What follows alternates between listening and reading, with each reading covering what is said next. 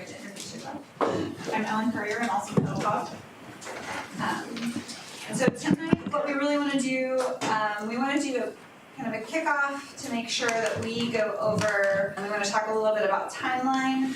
The one thing that we really do want to do tonight is elect a chairperson and a vice chairperson, so that we can have somebody else besides me start these meetings from now on.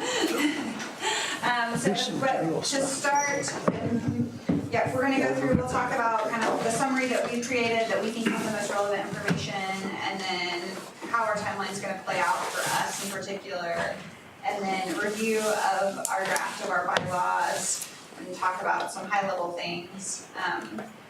And then we did want to open it up just in case there was an audience that came tonight. We didn't think there would be, but we wanted to see. But it looks like our audience is Busy working. They're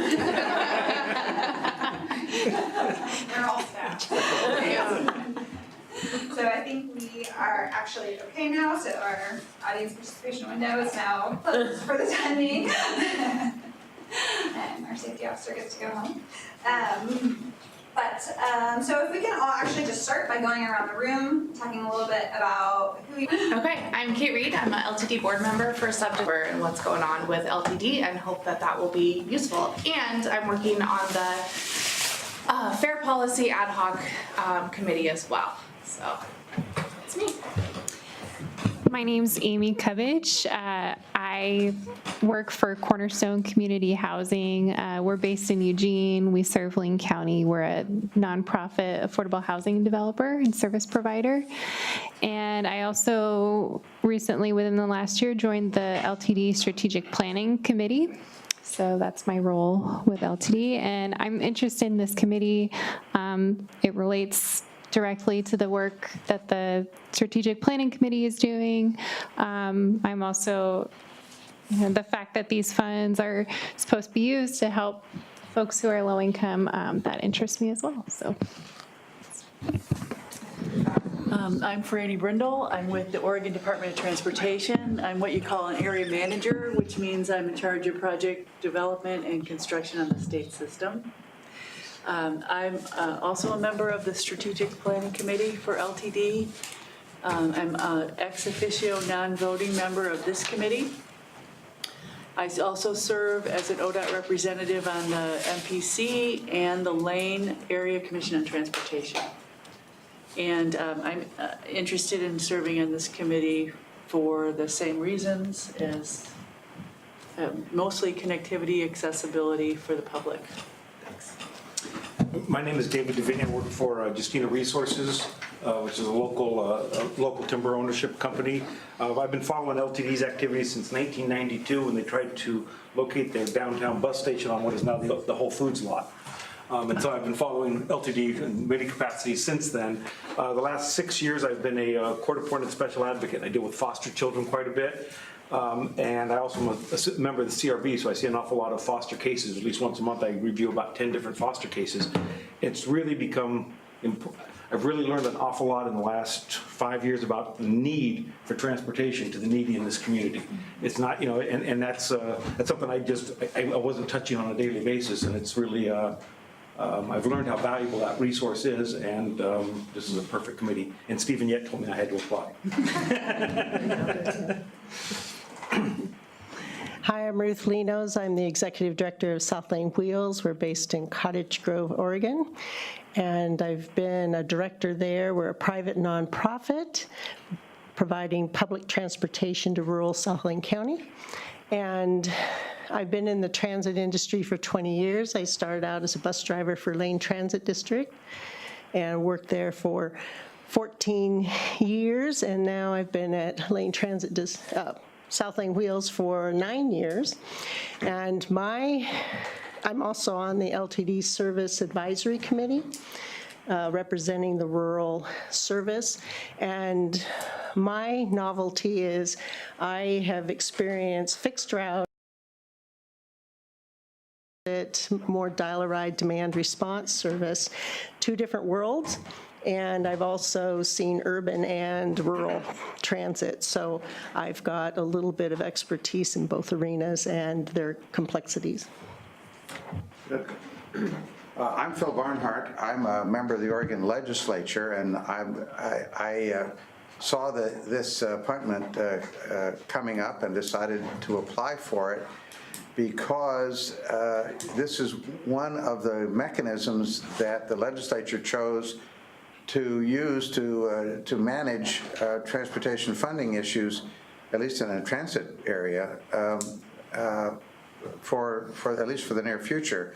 I wanted to understand a bit more about how this approach might work, and I also thought that my generalist kind of background in transportation and in other facets of our economy might be of some value on a committee like this. And I understand I am a ex officio non-voting member until my term in the legislature is over. The reason for that is that Oregon has a very strict rule about separation of powers, and a member of the legislature is not allowed to serve on a governing group that is considered to be part of the executive branch, which this is. So the way we get around that is legislators are routinely appointed to these sorts of things as non-voting members. My name's Phil Farrington.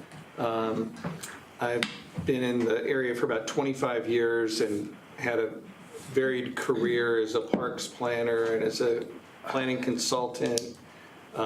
Worked as a planning and development director for Peace Health for a number of years. Worked in the public sector as a municipal planner, and now back in the private sector. So I think I've developed a pretty broad spectrum of practice and interest in mobility issues of all kind and serving communities of all different interests and needs. So I think that's sort of what brought me here, to probably provide a little bit of service and background that hopefully helps this effort. My name is Mike Eister. I have a long affiliation with LTD. I served on the board for a number of years and chaired the board, and I'll currently serve on the Strategic Planning Committee. My interest is in the intersection of transit and poverty, intersection of transit and economic development, community development, education. All of those things seem to come together, and transit is sort of a common denominator. My name is Sarah Mazie. I'm the Safe Routes to School coordinator for 4J School District. And I'm housed in the transportation department, where we provide busing for elementary school students and middle school students. High school students are left to fend for themselves, whatever that means for their families. And of course, for many students, that does mean LTD. So I'm particularly interested in the student service aspect of this, or how LTD serves students. And I'm also on the Lane Area Commission for Transport. Am I saying that right? Transportation Plus. Yes, that. And I've only been in the Safe Routes to School coordinator position for almost 2 years now, with my focus really being solely transportation. And for the, I'm saying that like you all know what that is. My position is focused on getting more students to use active transportation, ride the bus, whether it's a school bus or LTD, and carpool, with kind of the greatest focus on active transportation, but also just generally trying to reduce the number of single passenger vehicles. And before that, I worked a lot on climate change with local nonprofit for 10 years or so, on a lot of behavior change towards trying to move people towards environmentally positive behavior. My name is Eugene Organ, and know that it's not a homonym. It's very close. And I think because of that, I tend to get appointed to a lot of committees, which is good. I currently work for the Lane Independent Living Alliance, which is who I represent here. And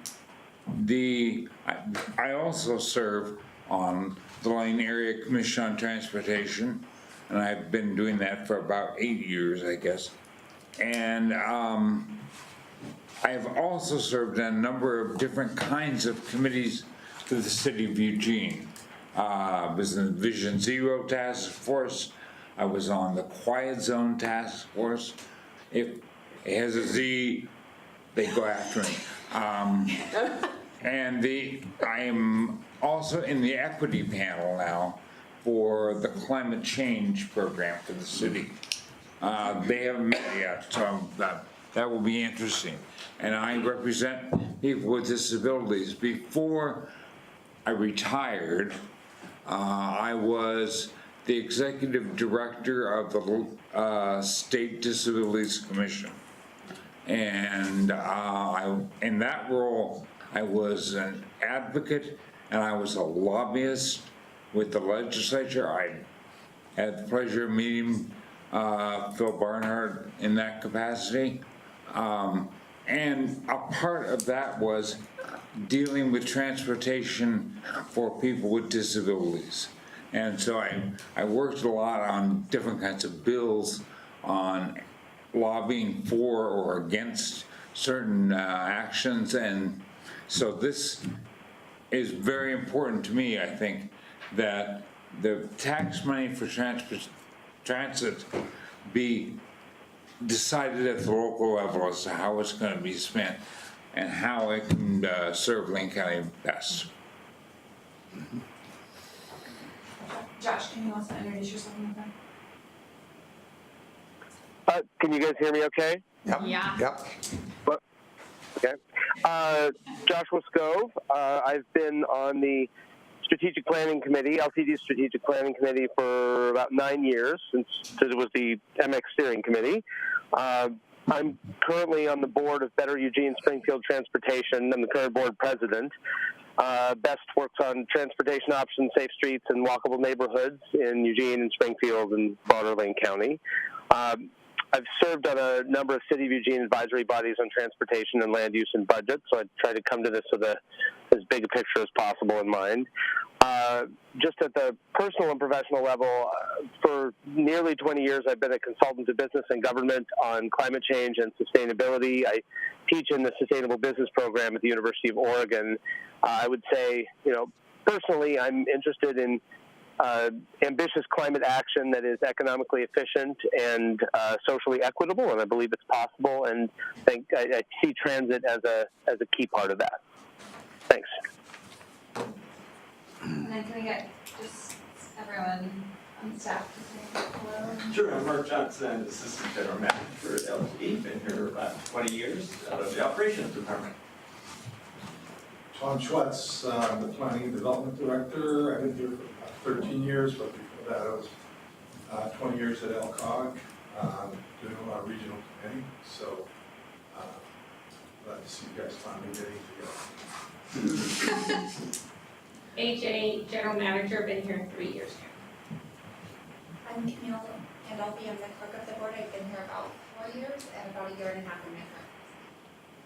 I'm Paul Thompson with the Lane Council of Governments. I'm the manager of the contract for the LCOG Work to Staff this committee, so technically I'm Kate and Ellen's boss, but really I'm here just so you know who I am in case I need to fill in for one of them at some point.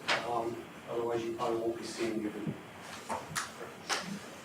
And Camille let me know that in terms of the microphones, you don't have to speak directly into the microphones, but just speak loudly enough so that it can pick you up. And if Josh can't hear you, he will text me and tell me, so I'll let you know. Thank you, Kate.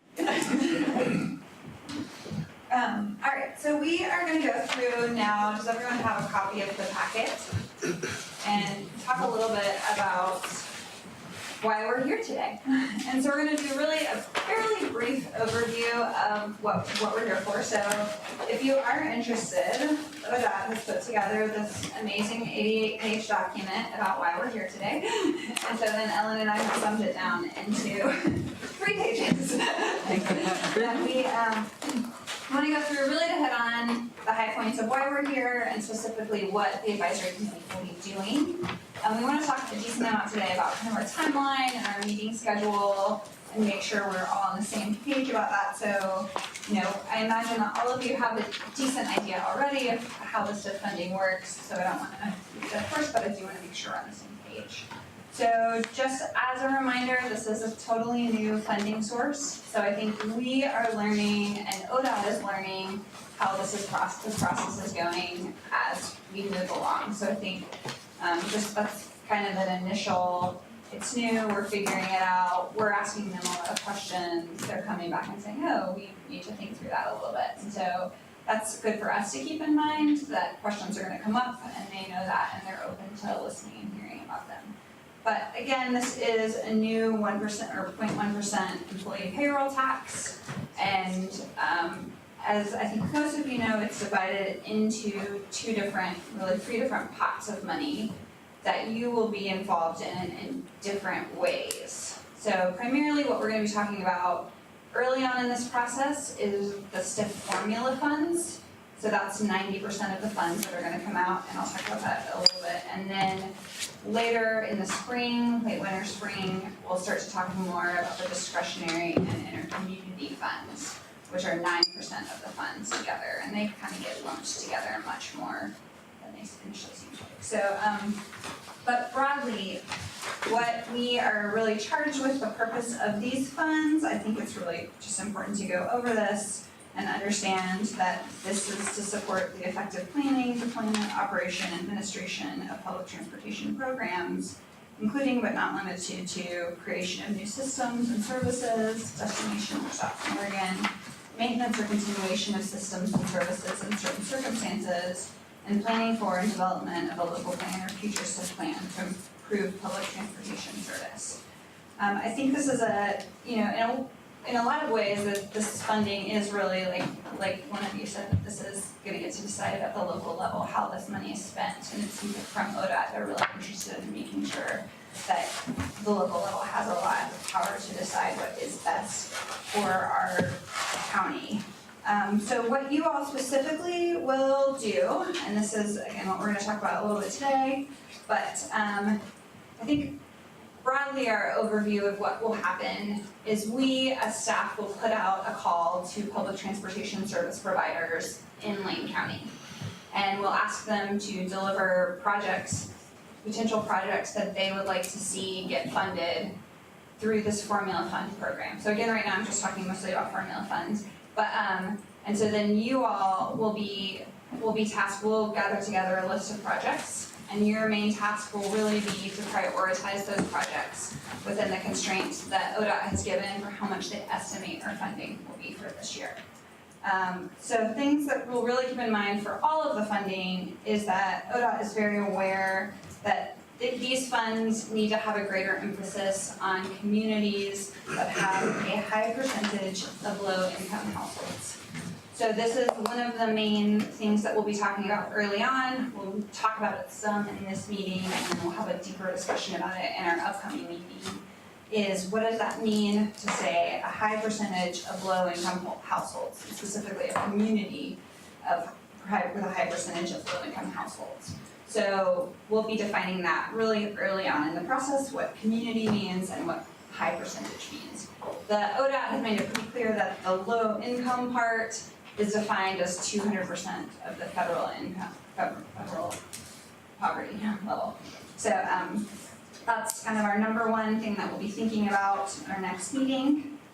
And then because of that, it really is because they want to make sure that we're serving communities that do have that higher percentage of low-income residents. So I think whenever we're thinking about projects, it's also good to really think about how there's going to be an increased frequency of bus service or schedules, how we're going to be expanding bus routes and bus services to reach more of these communities, and then implementing programs to reduce fares for public transportation in communities that do have a high percentage of low-income households, which is very hard to say over and over. Yeah, it should be an acronym. So that's so the one, and then again, generally the one thing that we do want to get done tonight is we do want to make sure that we elect our officers. So we do elect our chairperson and our vice chair. I'm gonna go briefly more over the formula funds right now, and then we'll come back and talk about our actual to-dos.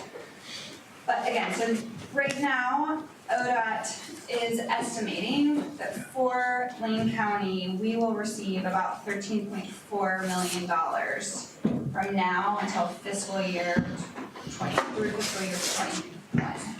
And so, Could you repeat that again? 13.4? $13.4 million, yes. So they've also said that this is, I'm legally blind. Oh, sorry. they also have said that that's a very conservative estimate. So another thing to keep in mind when we're going through project lists is that they have said that they would like LTD as the qualifying entity to submit final project lists up to 130% of that amount. So really, we're working with this 13.4, but no, it's actually a greater amount than that we should be reviewing projects for. Of that amount of money, 12.7 million of that they're estimating will be sub-allocated to the Lane Transit District, which, right, we're gonna talk more about this later. Sorry, can you Can I clarify? mention something really quickly Yes. while you're pulling that up? Yeah. I wanted to let everybody know that, we are not taking minutes for this meeting because the meetings are actually televised. So those will serve as our minutes for these meetings. Just wanted to let everybody know about that. And then, if you need to go back and look at minutes for that, we'll send out the site where you can do that. And you can actually click on the agenda, it'll take you right to the video of where that agenda item is discussed. nice. Sweet. Can I ask a question? Yeah. So the ODOT is encouraging us to review project lists for more than the allocated amount because can you just clarify why they want to see Sure, that? and a lot of it has to do with, because this is the first few years that they're collecting this money, they're not totally sure how quickly employers are gonna comply. Okay. So they think they'll have collected at least $13.4 million essentially. I think enough people will do that, but they're leaving some wiggle room, assuming that it will take employers a long time to comply to actually start to collect the tax from employees. So if they collect more, could our complete project list be funded? Yes. Okay. Yeah, so they want us, I think that they were concerned that we would present too large of a project list and then we wouldn't be able to get funding, so they'd rather promise a smaller amount, not promise, use that word, but they would rather estimate a smaller amount Okay. than ask for more. That's a great question. So, and again, 12.7 of that, so this is the map that we're gonna get into more later, but just saying that 12.7 of that is in the LTT boundary. So that was the orange area within this map. And then the other 670,000 or so, 690,000 or so would be for the rest of Lane County. So, and that's what ODOT right now has estimated as of this spring. And again, that could change, but I think that is important to note as we think about project prioritization moving forward. And so part of the way that they allocate this is that it's allocated based on where those employee taxes are generated. So because the largest employment centers are within the LTD boundary, that is why LTD will receive most of the funding should be spent within the LTD boundary. So I think that this is one point of clarity that took me a little bit to get behind, is that initially the allocation is coming from where the employee tax is generated. But when we're thinking about distributing the funds, we're thinking about low-income households. So keep that in mind a little bit because it's different.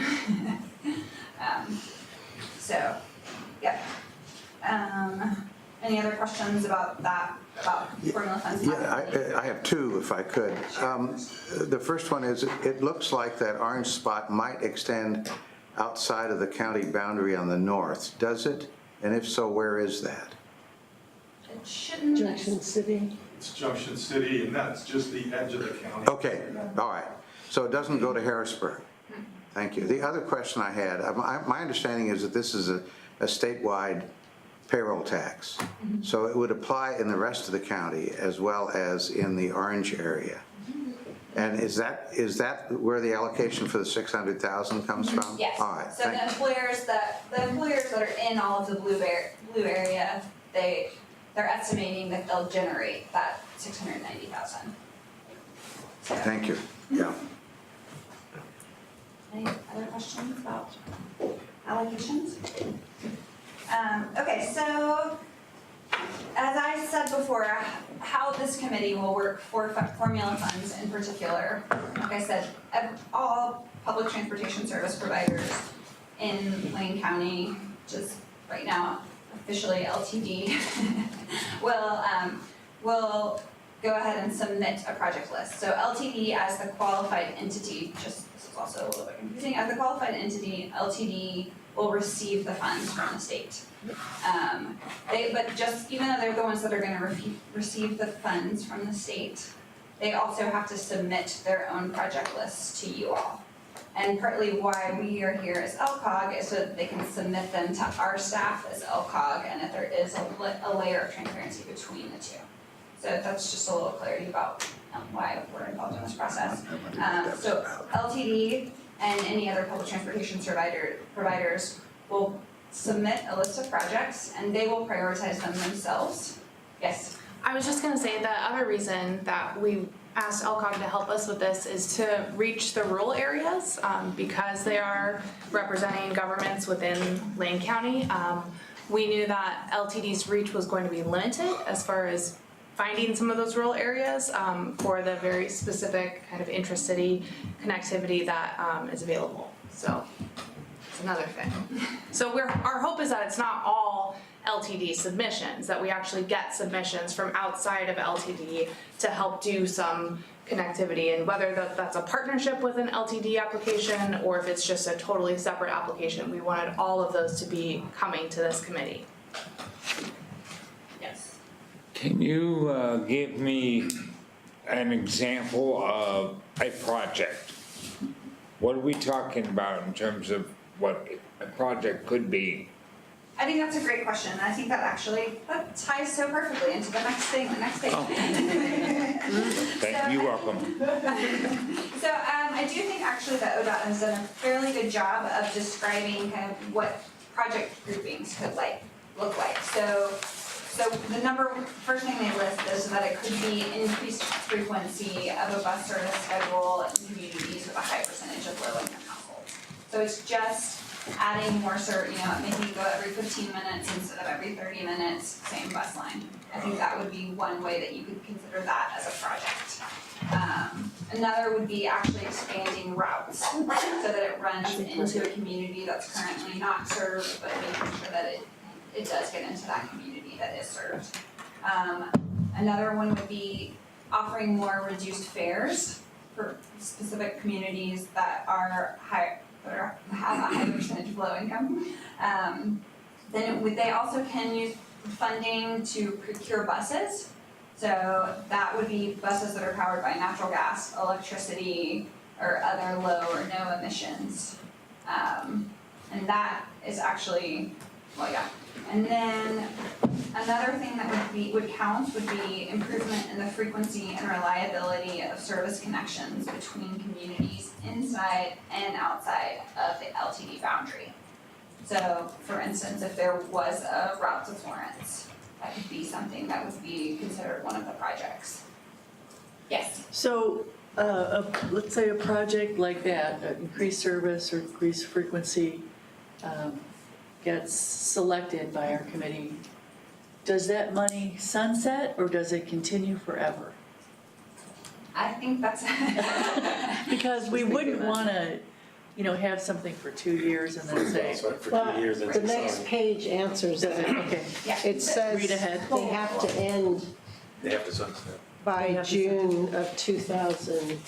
So I think, so what they really want to do, I think it depends a little bit on if you're talking about formula funds or if you're talking about the discretionary / intercommunity funds. So I think the discretionary funds, they would be ones that would be more likely to sunset. I think you're going to have a slightly harder time making a case for a pilot transit line. For the formula funds, what ODOT is anticipating now is more that this round would be more about expanding service. Okay. And I think Continuation of service. And so expanding service, making there be more routes, more But they also realize that as we go farther along with this funding, you can't continue to expand every single time without the operations to support it. So I think long-term, in this particular round of funding, they're not really looking for people to replace existing funds that they, like you can't say, oh, we wanna keep running the MX the exact same way that it's running right now with your STIF funds. You can't, that would not be approved by ODOT, but what you could say is maybe you extended the MX much farther than you originally anticipated in this round and the next round, and then by 2025, you say, we need to keep that new MX running, and then ODOT's more willing to do that, to look at that. I see. So, yes. I'm kind of curious, who are the potential grantees for these? It strikes me that in the rural portions of the county, if you get out into those locations, there is no public bus service. Right. So if it has to be a public service, who gets the money? How do they go after it? I think that's a great question, and one that we've really been wrestling with and asking ODOT more about, because they do have in their rules pretty well defined who can go after this money, and it is public transportation service providers. It's not nonprofits, and it's not organizations that currently only serve a subset of the population. It has to be somebody that serves the general population. So I think this is one reason why we are also here, and what Kate was talking about, is to reach out to those rural communities to work with LTD potentially to say, can we help figure this out? I think the tribes are also separate qualified entities, so they also get their own money. So they're doing this process themselves too. So it could be working, maybe LTD and the tribes work together to figure out some sort of service. Or it could be that Florence decides, or I'm just giving Florence as an example, it could be a rural community decides that they do want to start being a public transportation service provider, and they could themselves submit a plan to be. So if they don't, for instance, if they don't have a plan in place for public transit, they can actually submit funding to develop a plan in this cycle. So they wouldn't necessarily get their service up and going for a few more years, but they could at least start to develop a plan so that they could in the future. The city of Florence. Like, no, or just any, hypothetical. I shouldn't use this as any, yeah. But it If they would be a decided- city. A city. Yeah, it has to be municipality. However, most of them are not cities. They're unincorporated hamlets. They're not gonna have a government that is gonna be able to step in and do that. I mean, there are only 12 incorporated cities and towns in the whole county. Right. Yeah, and I think part of what we're going to do, because we don't know what that landscape is gonna look like, because this is a new funding source, is we are gonna do outreach to those communities as much as we can, and maybe organizations that work with that community, just so that people are aware that this is the process and this is the funding source and how it's available. So that'll be part of when we do the project proposal outreach. We'll be working with the communities, and maybe the county staff is somebody that we can communicate with some of those organizations. Is community defined as a place, or is it defined as a mentality? And I heard Mr. Organ refer to himself as a advocate for the disabled community. Would these funds be available for the disabled community as well as for Junction City or Florence? I don't know what the word, I've heard community used different ways today, and I'm not sure how it, in this context, works. I think that is actually something that you all decide.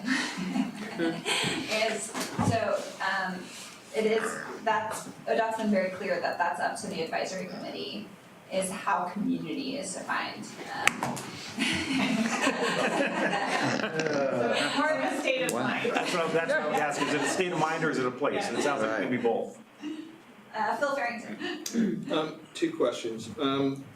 So there is service provided within Florence, the Rhodey Express, and there is the Diamond Express that comes from Oak Ridge.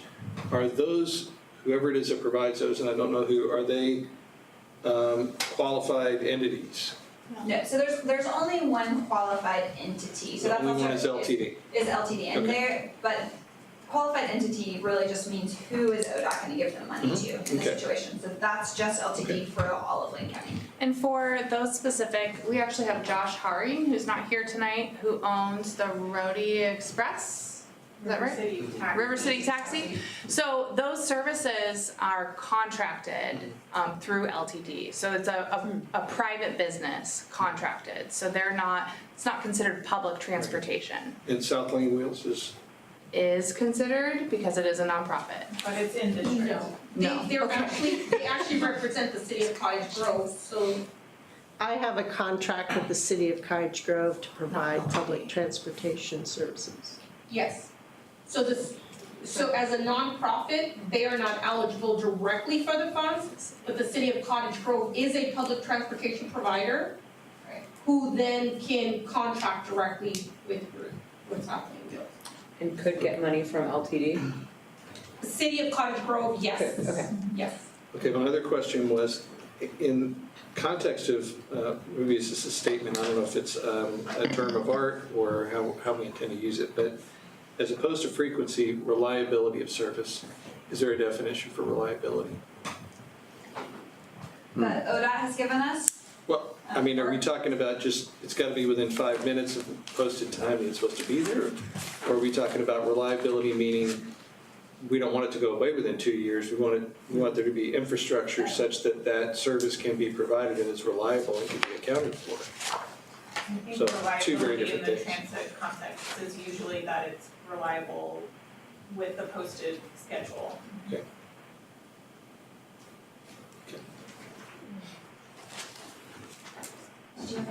Yeah, it's a little different one. I've been looking at the list. It looks like, well, there's no page numbers on here, but it's the project review A through G, and they look very different to me. I mean, they're all, there's a complete, these are very different kinds of issues.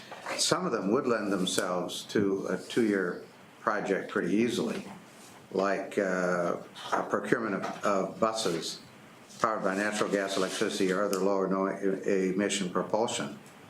Some of the others would probably be things you'd want to try to extend long into the future because they're operational rather than purchasing of equipment. Right, and so I think it is a little bit confusing the way that it's in here as the funds will end within the next funding cycle, at the end of fiscal year 21. That doesn't mean, but ODOT's anticipating that there will be a new round of funding that starts right then that will continue to go with that funding. That doesn't mean that it's all gonna end. Those operations are gonna end at the end of fiscal year 21. I think what they would like to do in the future is allow people to plan out for instead of just on a 2-year cycle, they can actually plan out on a 4 to 6 year cycle and go ahead and submit project proposals for 4 to 6 years in advance. But because this is the first time, they don't want anyone planning that out that far in advance as they try to figure this out. So I think there should be, and tell me if you disagree with this, but there shouldn't be too much of a worry that it would go away, because this is an ongoing funding source. Would we then expect the applications that we received to have something in that about a plan to resubmit during the next cycle so that it isn't a service that goes away? I mean, do you think we'd expect to see that in our applications? Because I feel like that would be, if I was to make a decision to prioritize a project that is for specifically 2 years or one that looks potentially sustainable, I would probably go sustainable rather than 2 years. Right. So are we then asking people to apply with a projected amount of times they would resubmit or something like that? Yeah, that's what you're saying. I think that's a great question, and probably one that we should go back to ODOT with and ask. But I do think, I wanna say this quickly just while I'm thinking about it, is that ODOT's doing several sessions at the Oregon Public Transportation Conference next month, and I will be there and Paul will be there too. And so part of that is we'll be asking all of these questions. So part of it is, this is a good time for us to ask questions, so then, and if any of you wanna go, that would be amazing. So that we can really make sure that we're asking the right questions for that.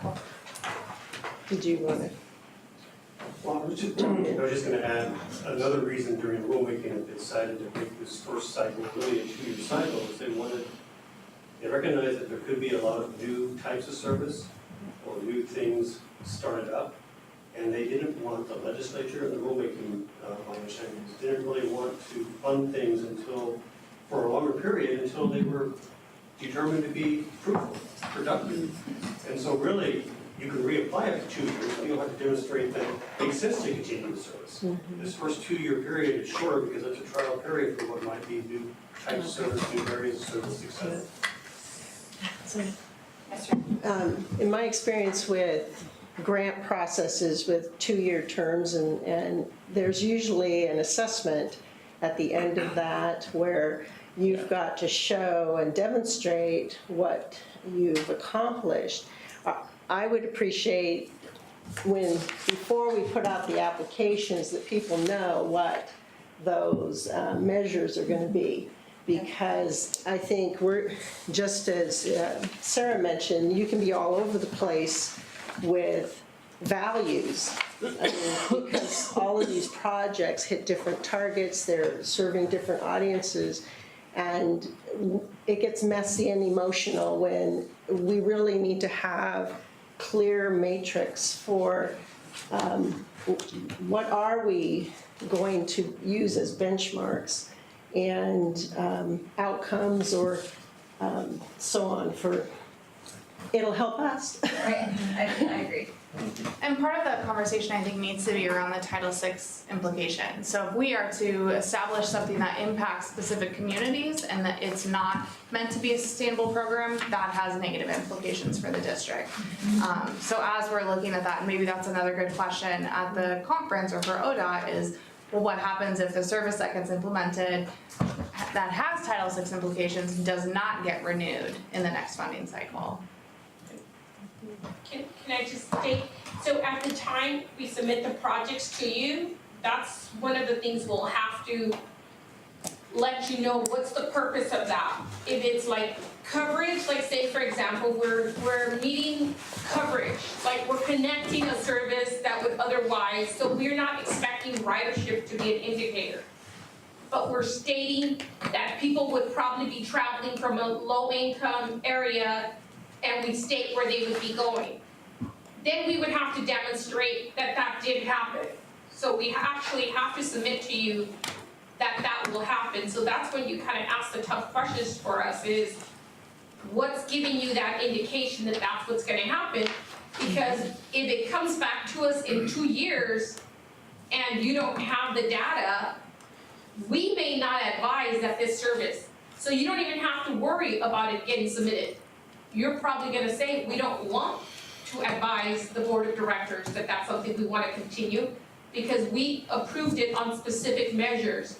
So sometimes the measure will be ridership and sometimes the measure may have to be with a particular group that we feel really needs that connectivity and that we're trying to meet that. So know that they don't even tell you what your measure is, they make you tell them their measure. Now, if we kind of make up measures and it doesn't, go well and we're trying to get one over, they're gonna know that. I mean, so that means that we spend our time, you spend your time, the board spend their time, and the project's gonna be denied. So these questions are really good, so know that they're not telling us what your measure has to be. What they're telling you is whatever you decide your measure is, we're gonna hold you accountable for it. But that's why the first is the trial period. Yeah. And I should also note that there's pretty robust reporting mechanisms after the funding has been granted. I think there's quarterly reports that are prepared for each of these projects, so I think those metrics should be well defined at that point. And a suggestion of one type of project that might be meaningful is instead of starting something new, provide affordability for those to take access of what's already in place, because that may be the only barrier. Yes, I think that definitely is one of the options, really, is to implement the low fare program. Yeah, so subsidizing. To subsidize more fares, yes. I do also want to really quickly just mention G. It's the only on this list of what types of projects. So implementation of programs to provide student transit services for students in grades 9 through 12. So this is the only component that each qualified entity, so to speak, is required to spend at least 1% of the formula funds monies received each year on student transit services for students in grades 9 through 12, if practicable. So if that doesn't end up happening, there does have to be a good reason why. But otherwise, and then that can, again, and they give a lot of different examples of how that can be used. So you can adjust the service schedule so it aligns with school hours, expand eligibility for demand responsive service to allow for students in grades 9 through 12 in rural communities. You can have meetings with schools and students to identify opportunities for better public transportation for students. You can offer a reduced student fare program. Then after school shuttle service, so there's quite a few different ones, but just to keep in mind, that's the only one that we have to make sure we hit that mark. And there were programs or dedicated funding sources previously to that end, correct? Yeah, there used to be a tax credit program that was designed to help support those kinds of programs, and those were taken enormous advantage of in a large city to the north, and they eventually went away because of that. And I will say right now, we have an ad hoc committee that's been formed to look at our fare policy structure as a whole. Part of it is based on our board retreat we had earlier this year, knowing that this bill was moving through and that we would have some funding, and that some of the intentions for the funding, we're looking at a low income and a youth pass. We also have a board member, Carl, who's not here tonight, who will be the other ex officio non-voting board member on this committee, who's been advocating to bring some sort of a youth pass back for the past few years. So it is something that we know the pricing on, we have a committee looking at, so I would expect to see an application for youth pass in the first round. Could I just comment on that again, and I apologize. I think that's one of the reasons I'm here is because I know the history in the legislature. I think one of the reasons there's a requirement to spend the money in this way is that a lot of people were dissatisfied with the fact that the earlier program disappeared. Yeah. It turned out to be very expensive, which is the reason it disappeared. So I don't know that you're going to do very much with $70,000, which is what 1% per year is of this 13 million. It obviously is something that needs to happen as part of the rule. And the 1% is a minimum. Yes. LTD could ask for more. Could do more, Yeah. sure. Right. Oh, sorry, yes. I was going to say, one of the other single-purpose kind of activities that can be funded deals with accessibility. A one-time cost of making a service accessible doesn't have to go beyond the 2 years of funding. Right. It's a one-time cost. Right.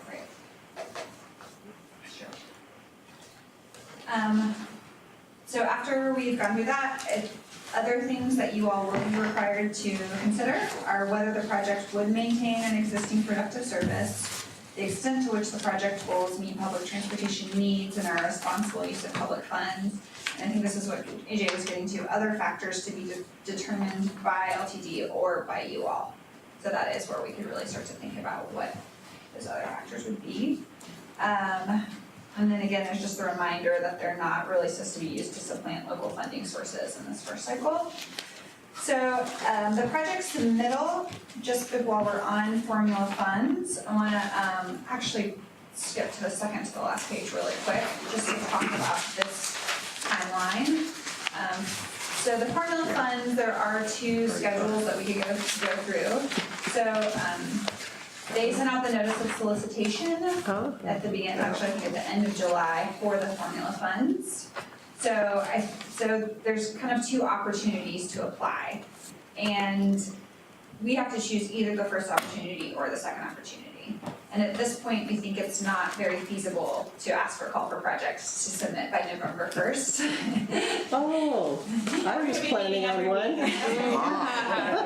By every week, she means every day. Oh.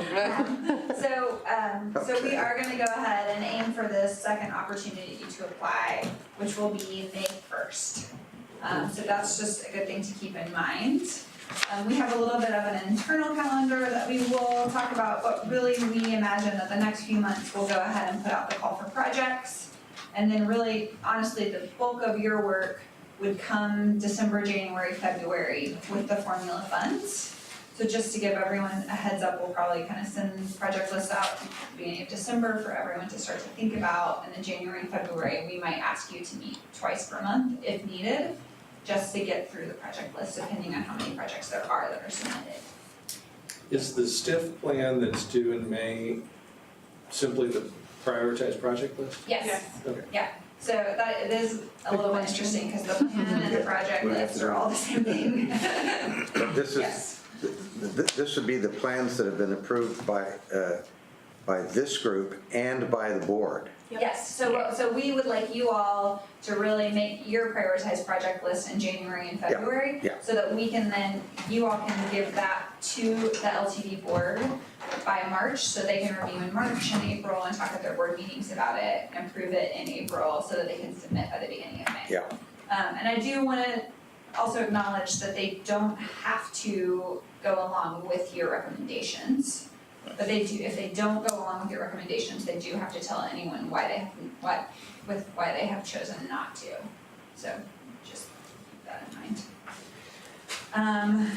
Alright, and then very quickly, really we're not gonna talk too much about the discretionary and inter-community funds at the moment, mostly because they haven't even put out the solicitation for those yet. Yes, sir. So is this committee's work for this round done once we make the recommendation to?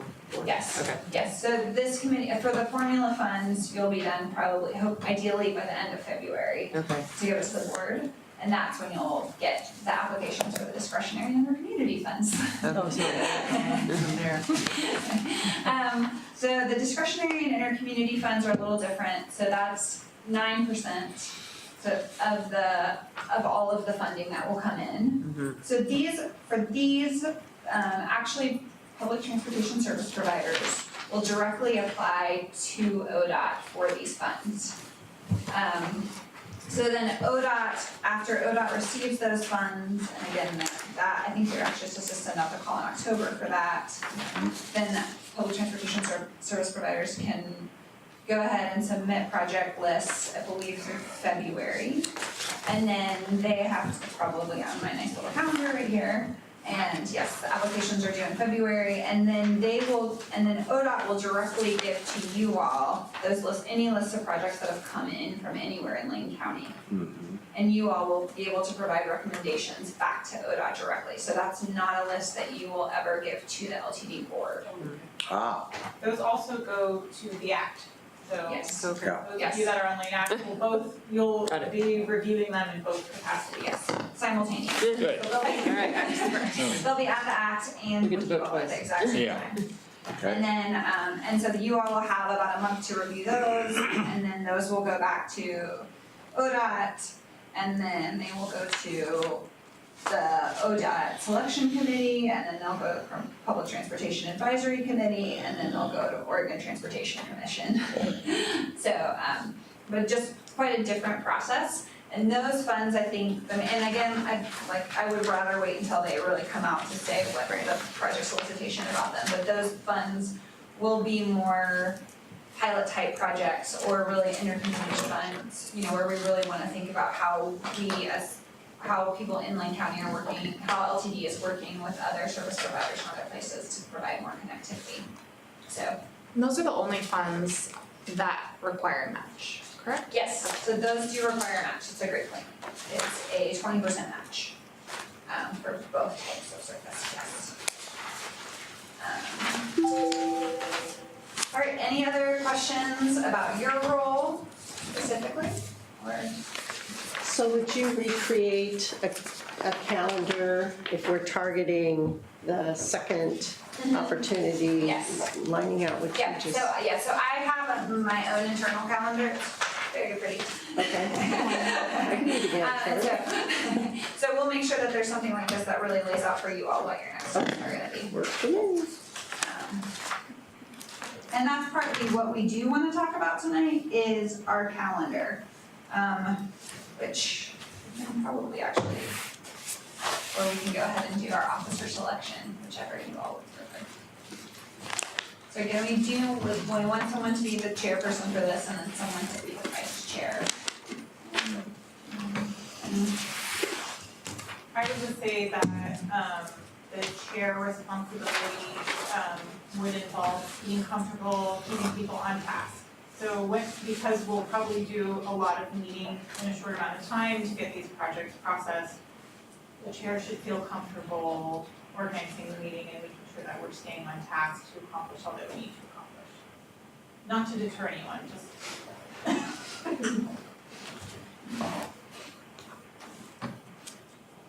Would anyone like to nominate yourself or someone else to be the chairperson? We have to pull names out of. I think Mike Eister would do a I great just was job. thinking the same And he knows, and he's head chairman associated with his name in other capacities, so. thing. He's pretty good at it. I'd be happy to do it unless somebody else would like to do it. Phil? You go ahead. We need a vice chair too, so keep that. Great. Alright. Thanks, Mike. All in favor of Mike Ister as your chair? Aye.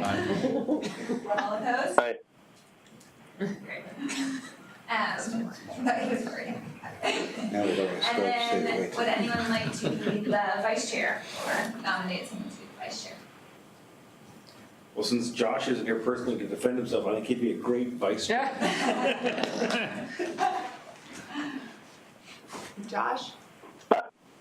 Well, I'd be happy to do it, but if only because I know what it's like to serve under Mike's iron hand. Alright, all in favor of Josh as your vice chair? Aye. All opposed? Great. We now have chair and vice chair. Cool. You're gonna take over the rest of this. So do we want to start talking about calendar? And it sounds like you're thinking that monthly is going to be appropriate up until around December, and then we may have to pick up the frequency. Yeah, so probably, we actually were thinking that we would have this meeting now and then potentially not meet until November. I see. Because that will give us time to go ahead and send out the call for projects. That will also give us time to hear from ODOT a little bit more about the definition of low income, high percentage low income. And it'll give us a little bit more time to talk about sub-allocation within the rest of the county, which we'll talk about in a minute now too. So I think those are the three things that we wanna make sure we cover in our next meeting. So we were thinking the first week of November, again, Paul did point out that the first Tuesday of November is election day. So that's one thing to think about that particular one, but then also wanted to think about how you all feel about this time slot in general. And So I think it's a little late. LTD Strategic Planning Committee does meet in November. Looks like it's scheduled for November 6th. Does that look right, AJ? Excuse me? November 6th looks like the, Yes.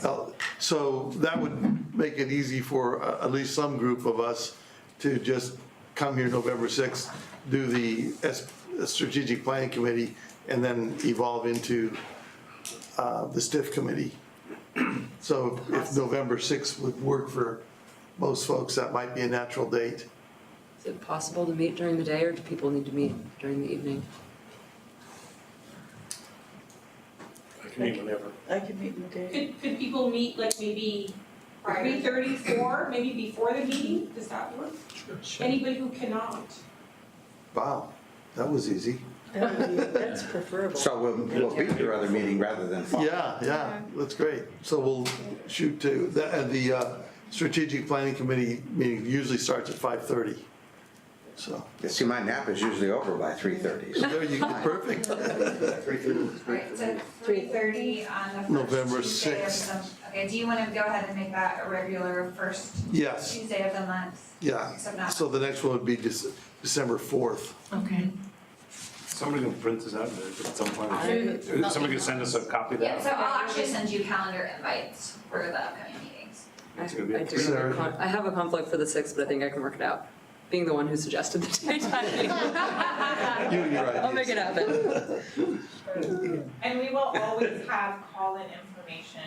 Oh, good. If there's a limitation to travel here, we'll have call-in review through Metro TV or through GoToMeeting.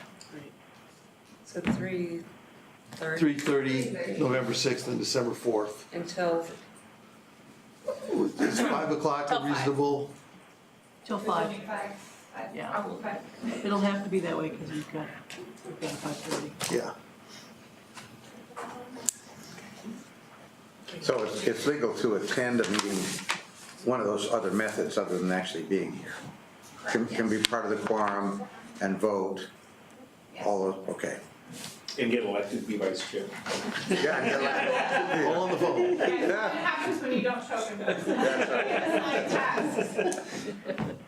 So then, prior to the November meeting, ALCOG will get the call for applications out. Yes, and we will share all that information with you that, yes, we're sending out the project. We'll be in communication with you throughout the month of October, we just won't have a meeting. Great. So we think our ideal window then would hopefully be to send out that call for projects soon, within the next, probably next week, and then have it open all the way through November 16th. And it would close. So then, That being the case, what would be the purpose of the meeting on the 6th? the meeting on November 6th? Yes. Would be to, that's a great question, we need to finalize a few things about your bylaws, about the advisory committee bylaws. Mostly, you all have to define the high percentage, what a community of high with a high percentage of low income individuals is. So that's the big one that needs to go into the bylaws, it's required to go in the bylaws. The other thing we want to talk about is sub-allocating funding outside of the LTD district. So want to think about how to break those into communities as well. Okay. So that's where our definition. Who's writing the bylaws? Pardon? Is Mike writing the Yeah, bylaws? so the bylaws are in a draft version right now, and Oh. so the LTD board actually has to approve those. Okay. So, Got we just kind of wanted, but we wanted your input for how you define that, but they're the ones that finalize Got and it. approve that. Yeah. So, I'll actually be sending those out to you this week. The thing I wanted to get, and one of the things we have to do is get the meeting times and stuff in those bylaws, explains why how they're that's gonna meet, because I wanted to make sure that that was updated. Yeah. Could I ask a newbie question? Yes. What kind of staff support, how much staff support will we have to help answer these kinds of questions? Obviously, we need to find out from ODOT what they think Right. these definitions should be. But I'm assuming that we're going to want to look at census blocks, perhaps, and perhaps a variety of other things, which I suspect the members of this group don't have direct access to. That's what we're here for. What perfect segue. Yeah, would you like to look at? I mean, I'm making that up. I don't know. There may be other methods of looking at those Yeah, issues that's too. exactly how we're gonna do it, and we do have some data prepared that we'll be able to look at as a committee about how we'll decide that. It's not gonna be that we just take exactly what ODOT says, but we need to know what their definition is so that we can then base ours on theirs. straw poll. Well, and of course, we also want a definition that actually can be measured using data that's already available, so we don't have to reinvent the wheel. Right. Yeah. So I think one of the things that we're doing as staff is we're paying attention to what other qualified entities are doing across the state, just to make sure we are following similar patterns that they are doing. And then we also have been starting to look at data and having internal conversations about how this would be defined. So we wanted to so I think we're gonna get into a bigger discussion about this after we hear a little bit more from ODOT. But we did wanna talk about it tonight and how we have been looking at it. We've been looking at it at the census block group level. So if you can see here, here's the whole county. And this is broken up again by census blocks. And you can see, that's right from here now, but this is kind of how all of them are. So the green ones have the darkest green ones have 0% low income. And then, oh wait, I don't know why I'm trying to do it. Yeah. Thanks. So you can see here, this is the whole county and kind of how poverty, and the redder that it gets, the higher concentrations of poverty. And I'll send this link out to you too, so that everyone can look at it and play around with it too. But then what we've had our data people do is start to break out to say, if you just look at the census block groups, if you were just to say, okay, the top 10% of census block groups, which is this means that in the census block group, over 66% of the population is considered low income by the state's definition. So if you were to do that, you look, and this is really high concentrated areas right here in Eugene and Springfield. So then clearly we don't want to use that definition, right, because we want to be able to serve more of the county. So then we start to play and say, okay, if it's 56% of the population in a specific block group is considered low income, what does that look like? And you'll see Florence over here, you see Cottage Grove over here, and then go here. This is when you get into top 30%. So this really means 50% or more of people in that block group have low income. And so we keep going with it to start to think about how we can define what our definition of low income is. And so then, we get all the way to the top 70%, which means that at least 30% of the population is low income. And that's what it starts to look like for the county. So that's sort of like very broad what we've been looking at. Yes? Is that 2013 to 14? I can't see that far. 2016. 16? So it's American Census data, it's 5-year estimates from 2016. Okay. Is this Portland State estimates or something else? No, it's the American Community Survey, and then we use the 2012 through 2016 data. So they do annual surveys. Census Bureau. Census Bureau. It's a federal. It's Census Bureau, Yeah. okay. So, let me go back to the full county again. So just things to think about are, When would 2017 data come out? when does 2017 data come I out? think it usually comes out in the spring. Okay. Too late for our purposes. Yeah. Yeah, because we'll have to we'll continually update these data, so every biennium when we do new projects, we'll have new data in here. What we're adopting as part of our group is really the threshold that we're gonna use. Right. So the data will change as we're evaluating our projects, but we still have to kind of decide on what our threshold is. I guess the thought I had is, people can live on a mountaintop, doesn't necessarily mean we can get to them. So at what point do we put a road layer so that we see where people are? Is there really a reasonable way to get to that population? Well, and I will just say that I don't think because those block groups necessarily show up on our threshold that's saying that we're gonna serve that block group. Spatially, we're just looking at where those populations live, so when we're looking at our projects, we can kind of get a sense of where we might be serving those communities, recognizing that there are limitations. I mean, there may not be a public transit provider currently that can serve those block groups. Do we also have data on where these people need to be able to go to and get back from? Is that also available? That is available, yes. And that is part of our analysis looking at destinations. So we'll be thinking about that as well when we're determining our populations. Eugene? I hope that people with disabilities and their concentration and dispersion across the county are also included in some way. We can look at that, we have those data, and we can include that in our That data analysis should of be the available, yeah. project. Kate, did you have something? Did you have something? Oh, I was just gonna say that I think the block groups are determined based on population size, so each block group has more or less a similar number of people. So the larger ones are more rural, and so I would assume that they all have roads in them. 'Cause they you all have haven't a- seen them. Yeah.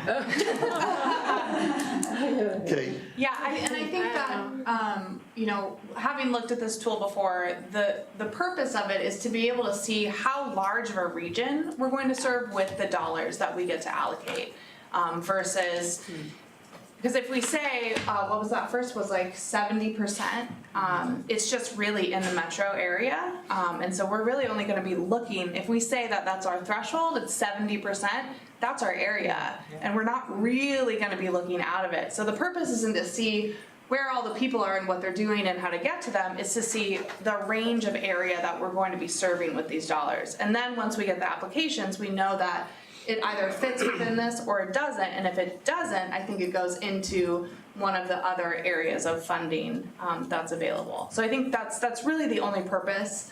Obviously, it's really good to know where the poverty levels are the highest and the lowest for service, but yeah, I just think that we wouldn't want our low income definition to be too high so that we don't reach any of the rural areas, and we don't want it to be too low so it's just everybody all around.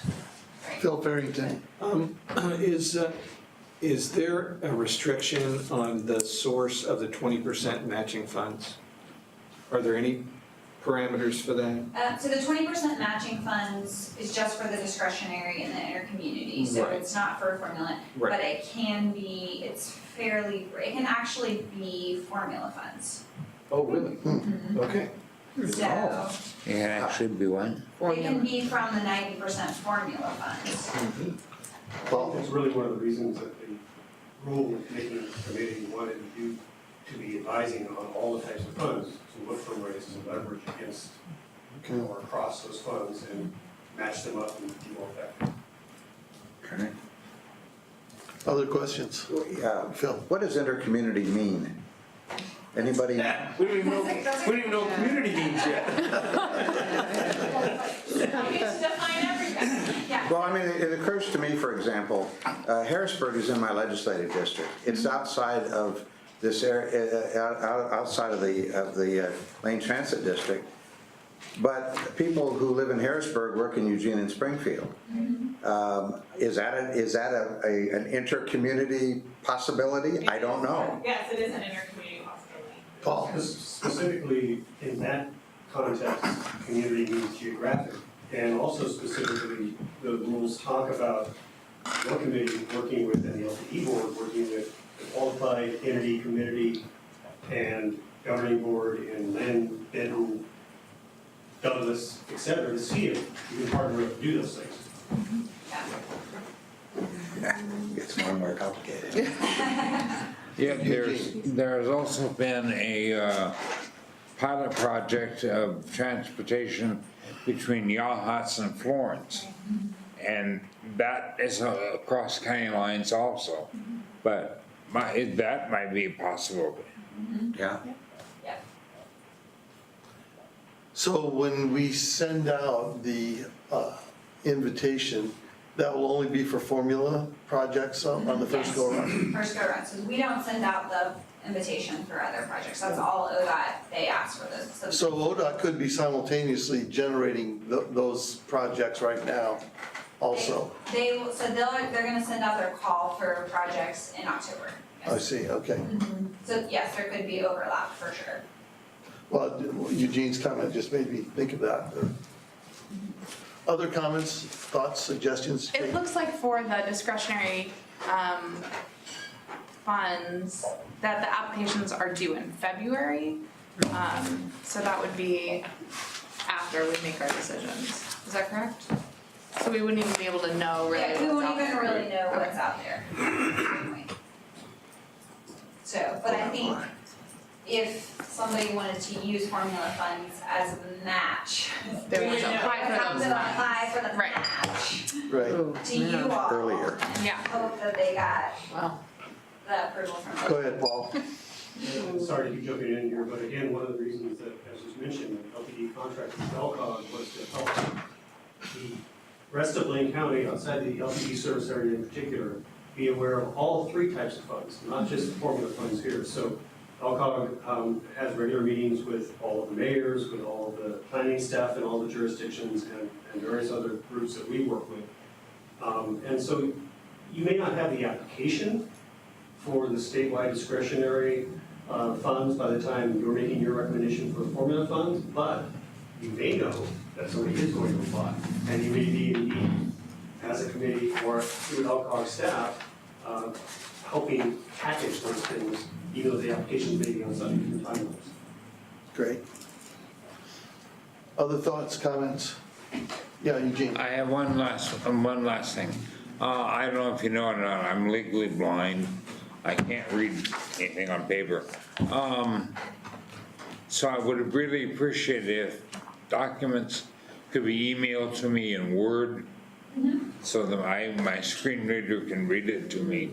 And somehow I will try to get this read, unless it's available in Word. I think I sent it to you in Word. Okay. I sent it to the committee in Word and That'd be PDF, real so. helpful. Thank you. Yeah, we will post them in both formats. Great. Well, that was a lot of information in a pretty compact period of time, so good job.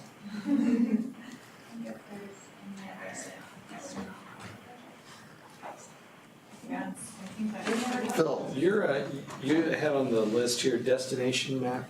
And we don't have it today. I was just gonna We weren't say, sure how far we were gonna get into. well, I was just gonna say, I think, obviously, I'm not sure what you're thinking of or what your map's gonna look like, but, I mean, destinations, and look, I think LCOG and other jurisdictions was a big effort, through Lane Livability Forum, I think, to probably already map something like that out. So, I mean, you can consider, healthcare providers, major employers, stuff like that. That's great. Groceries. Yeah, but then there's also, those are static individual destinations. But then I was just coming across data the other day where a staggering high percentage of Springfield residents work not in Eugene, but really outside of the area. Yeah. So that was kind of surprising to me. And so there are all kinds of interesting cross movements for work at least, interesting commutes of where people are going. So I don't know if you're able to map any of that out. We do have some of the commute data that we could look at, there's a census data set that we have. We also have some pretty good heat mapping of jobs and poverty that just came out of our choices report for Transit Tomorrow.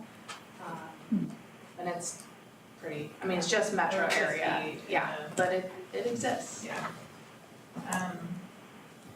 I guess we covered, the next meeting, we'll be talking about, more in depth about the definition of low-income households, sub-allocation, and how the project proposals are coming. And we'll be meeting earlier, so everyone will be. And the other thing Drinking I will send out this week is I will actually give everyone a copy of the draft bylaws that the LTD board has already seen, so. and will you be sending a contact list of the Yes, members of the yes. committee? Did everyone get invited to that group that I sent out? Did you all receive a notification Yeah. about that? Yeah. Okay, all right, I'm gonna need special tutoring. Me too, I didn't actually know all of you were gonna get that invite initially.